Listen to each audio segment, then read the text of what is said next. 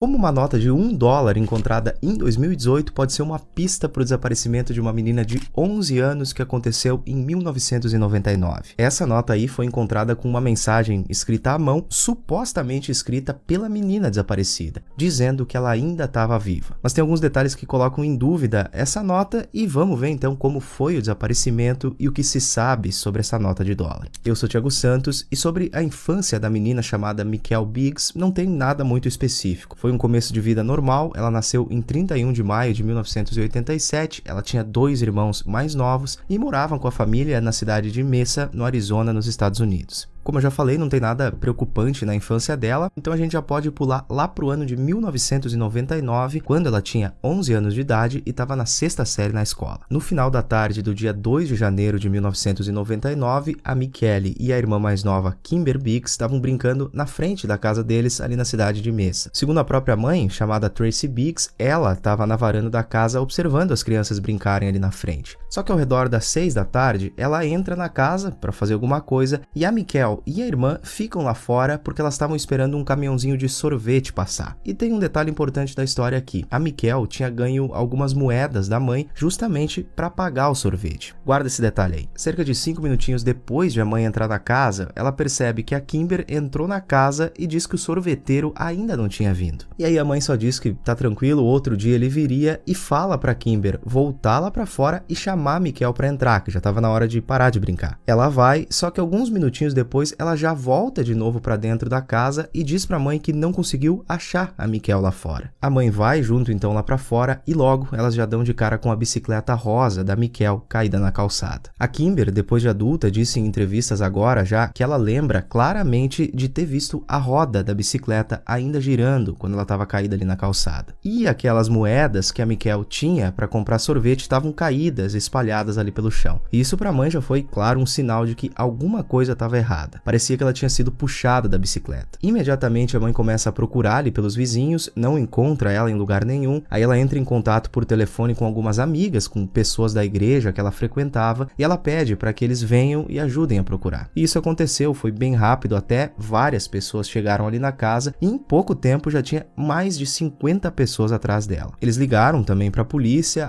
foi para lá e o pai da Michelle, o Darren Biggs, não estava em casa naquele momento, ele estava trabalhando e avisaram ele para ele ligar para casa. Ele liga e aí a esposa avisa que a filha deles tinha desaparecido. Imediatamente ele também pega as coisas dele e vai para casa e se junta com os grupos ali de busca. Tanto a polícia como os moradores reviraram o bairro e as casas próximas, terrenos vazios, só que não tinha nenhum sinal da Michelle. Também teve um helicóptero da polícia que sobrevoou a região, mas mesmo assim não teve nenhum sinal. E os dias seguintes foram de muito trabalho para a polícia. Eles visitaram muitos vizinhos, entrevistaram várias pessoas essas que poderiam ter visto alguma coisa, só que ninguém tinha visto qualquer coisa suspeita. Esse fato de a Michelle e a irmã estar esperando um caminhãozinho de sorvete fez a polícia também ir atrás dos motoristas desses caminhõezinhos. Eles falaram com um monte de gente, só que também não levou a nada. Mas tinha sim uma pessoa que morava na região que era extremamente suspeita. Montando o passo a passo do desaparecimento, a polícia definiu que teve um intervalo de mais ou menos 90 segundos entre o último momento que a Kimber viu a irmã,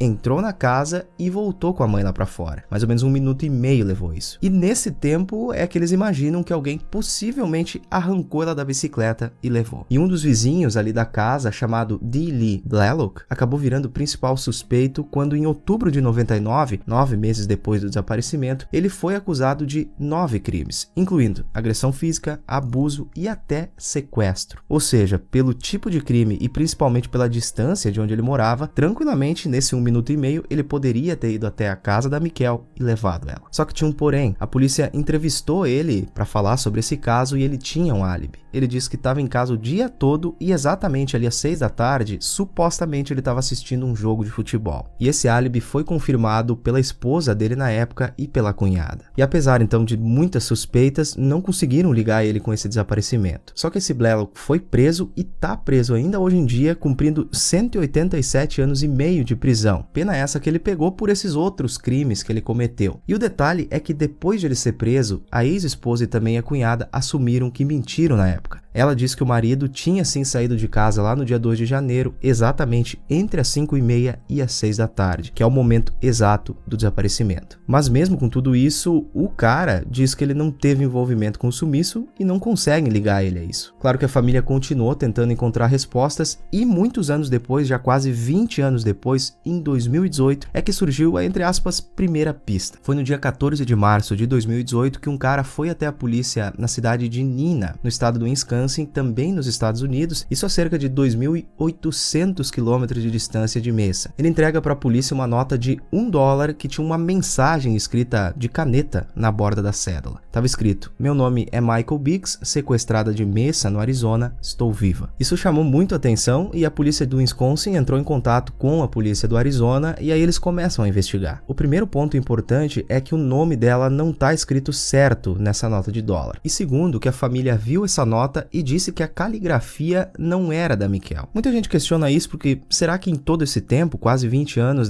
esse jeito dela escrever não poderia ter mudado? A polícia descobriu também que essa nota foi emitida em 2009, 10 anos depois do desaparecimento. E infelizmente esse fato de ela já ser muito velha, muito antiga, complica muito o trabalho da perícia para tirar digitais ou fazer outras análises. Pode ter sido ela que escreveu aquilo? Pode, só que a família acha que não e para eles pode ser só alguém mal intencionado fazendo alguma piadinha ali de mau gosto. Só que a polícia também disse que talvez não seja ela que tenha escrito, mas pode ser alguém que sabe alguma coisa sobre esse caso, porque é muito longe e por que alguém escreveria aleatoriamente alguma coisa? Até agora não foi divulgado se essa nota levou a uma descoberta nova e recentemente a polícia disse que continua tentando relacionar aquele cara preso, o D. Lee Blalock, com esse caso. Para eles, esse cara tem sim alguma coisa a ver com o sumiço da Michelle Biggs.